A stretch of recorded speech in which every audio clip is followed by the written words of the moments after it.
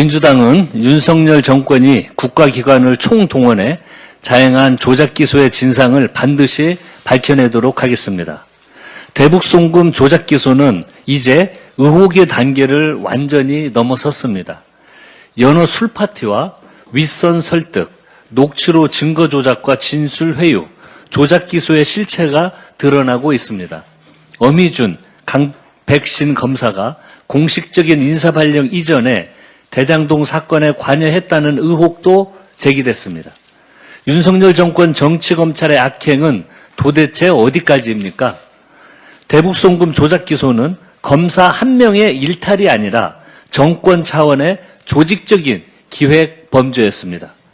조작기소를 위해 대통령실이 국가안보실과 국정원까지 좌지우지했다는 사실이 이미 만천하에 드러났습니다.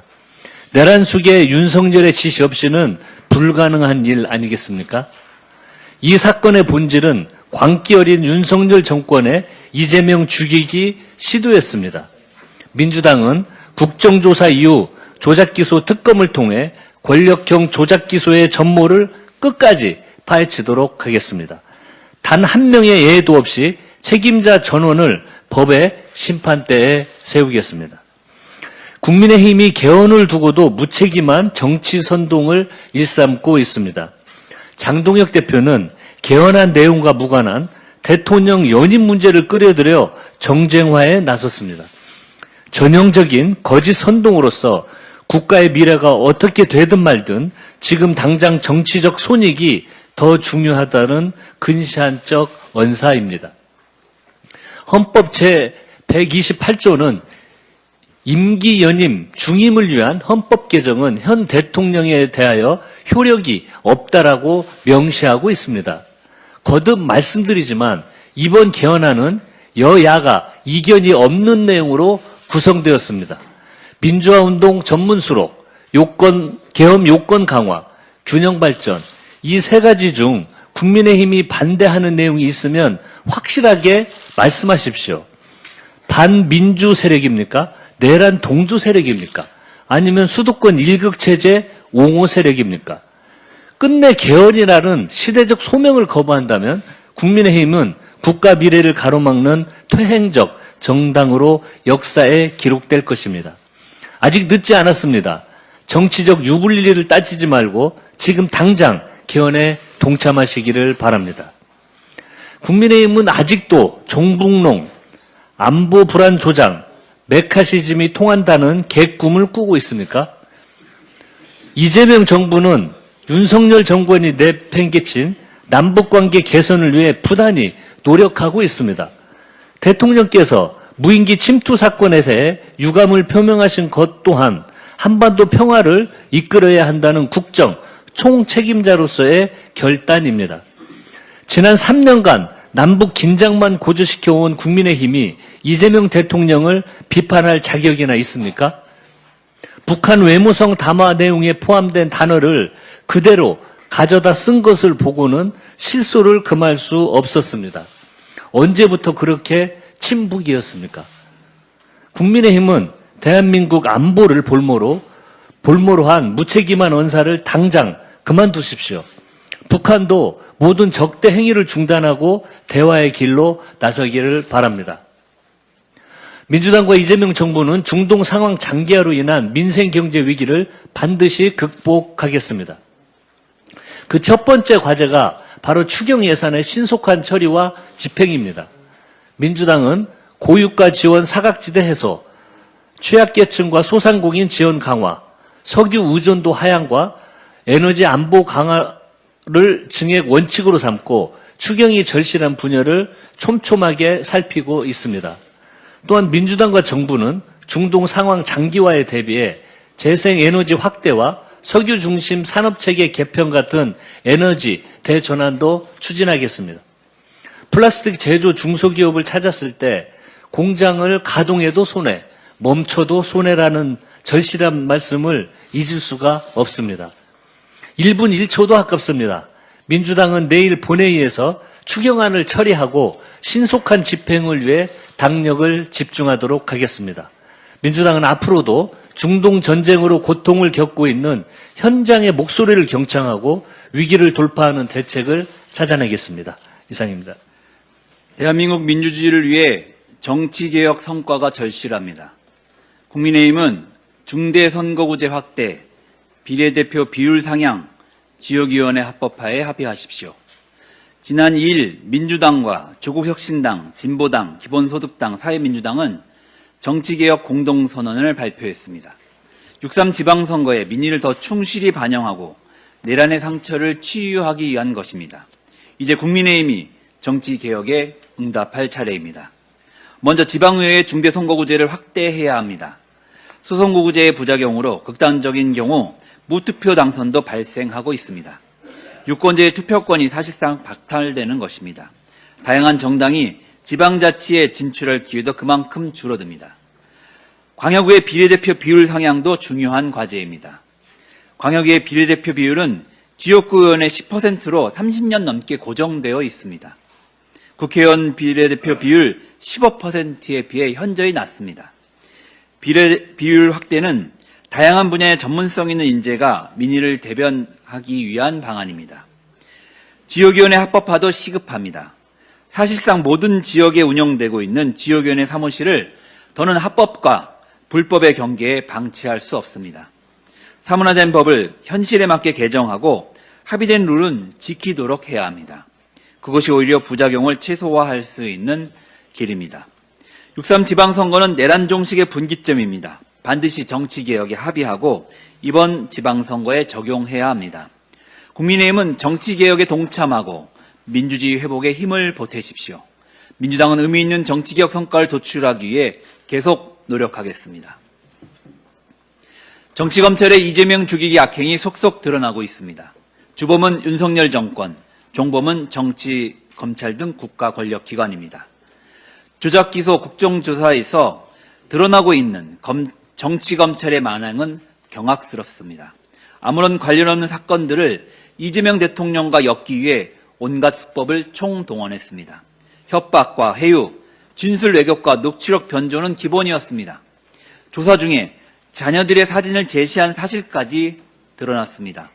당시 검사가 애들은 봐야 할 것 아니냐, 여기 계속 있을 것이냐라고 했다는 증언도 나왔습니다.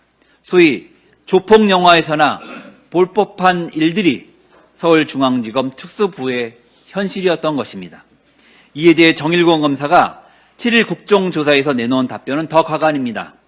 심리적 안정을 위해 인도적 차원에서 자녀들의 사진을 제시한 것이다.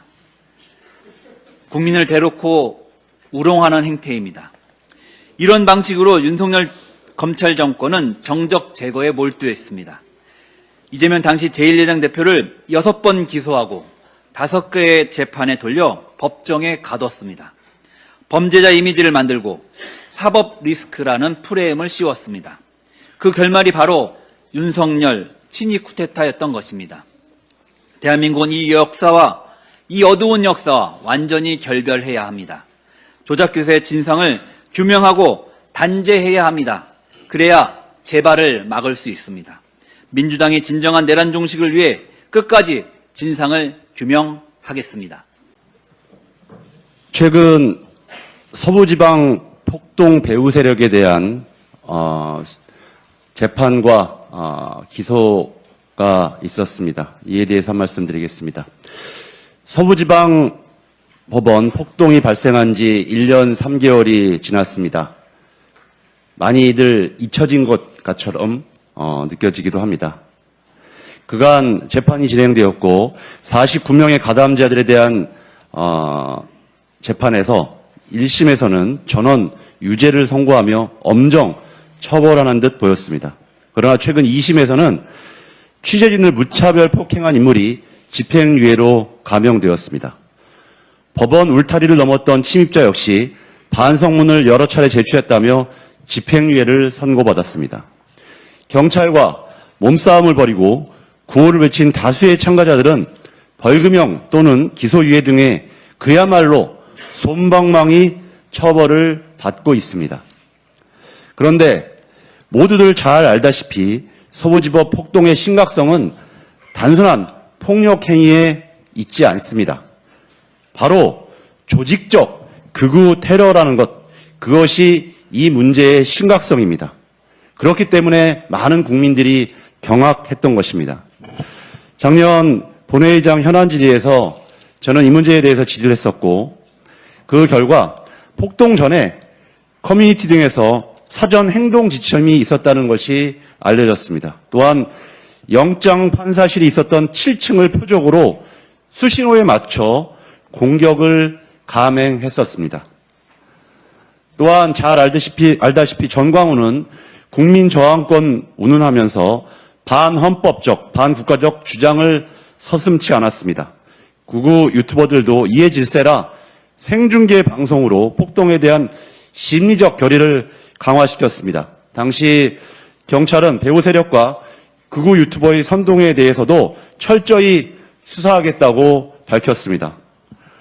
그러나 어제 경찰이 이들 배후 세력들에 대한 수사를 마치고 6명을 검찰에 송치했습니다. 그런데 행동대장으로 지목되었던 신남성현대 대표는 빠졌고, 송치된 전광훈의 측근들 역시 혐의 입증 가능성이 불분명한 상태라고 합니다. 검찰이 전광훈이 폭동을 교사했다는 범행 사실이 충분히 소명되지 않았다며 구속영장을 기각한 바 있기 때문입니다. 이런 가운데 이틀 전에는 전광훈이 보석으로 나왔습니다. 그리고 다시 거리를 활보하고 다니면서 여러 가지 발언들을 서슴지 않고 있습니다. 반성은 절대 없었습니다. 이재명 대통령의 하명 수사, 경찰이 국민들을 입틀막하고 있다, 이런 식의 말도 안 되는 주장을 하고 범죄를 부인하며 거리를 활보하고 있는 것입니다. 그러면서 또한 우리 국민이 결코 좌시하지 않을 것이라는 극우 맹수를 거리에 풀어놓는 그런 상황이 다시 펼쳐진 상황입니다. 국민들은 불안합니다. 법치주의를 파괴하는 주장을 서슴지 않는 자들이 거리를 활보하고 솜방망이 처벌을 받는 사회에서 언제 제2, 제3의 서부지방 폭동이 다시 발생할지 알 수 없기 때문입니다. 수사, 기소 당국과 재판부에 다시 한번 경고합니다. 철저한 범죄 규명과 관용 없는 엄정한 처벌로 사법 질서를 바로 세우고 법치의 소중함을 보여주십시오. 그것만이 빛의 혁명으로 대한민국을 지킨 우리 국민들에 대한 도리이고 책임입니다. 그리고 마지막으로 한 말씀만 드리겠습니다. 얼마 전 제주 올레 이사장이셨던 서명숙 이사장님께서 운명을 달리하셨습니다. SNS에서 보면 우리 서명숙 이사장님과 개인적인 인연이 없는 분들도 많이 그 애도의 글을 올리고 있습니다. 그만큼 제주 올레를 통해서 맺은 인연과 제주 올레로 발생한 우리 문화적인 효과가 얼마나 큰지 잘 알기 때문입니다. 길을 하나 낸 것이 얼마나 많은 분들에게 새로운 길을 열었는지도 우리는 잘 알고 있습니다. 다시 한번 서명숙 이사장님의 명복을 빌면서 먼 하늘에서도 제주의 올레꾼들이 걷는 길을 봐주셨으면 좋겠습니다. 예, 이상.